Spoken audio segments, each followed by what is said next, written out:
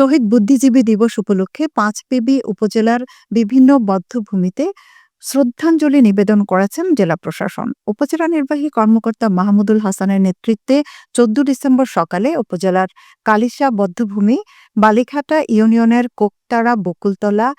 আয়মা রসুলপুর ইউনিয়নের কেশবপুর বধ্যভূমি ও ধরঞ্জি ইউনিয়নের নন্দইল আদিবাসী ভাস্কর্য শহীদদের স্মরণে শ্রদ্ধাঞ্জলি নিবেদন করা হয়। এ সময় উপস্থিত ছিলেন সহকারী কমিশনার ভূমি বেলায়েত হোসেন, উপজেলা প্রাণী সম্পদ কর্মকর্তা ডাক্তার হাসান আলী, অতিরিক্ত কৃষি অফিসার রাজেশ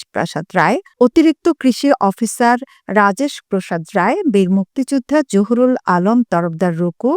বীর মুক্তিযোদ্ধা আব্দুর রব বুলু, বীর মুক্তিযোদ্ধা হাফিজার রহমান, উপজেলা মহিলা বিষয়ক কর্মকর্তা উবাইদুর রহমান, থানার অফিসার ইনচার্জ কাউসার আলী, ধরঞ্জি ইউপি চেয়ারম্যান আনোয়ারুল ইসলাম চৌধুরী সহ আরও অনেকে।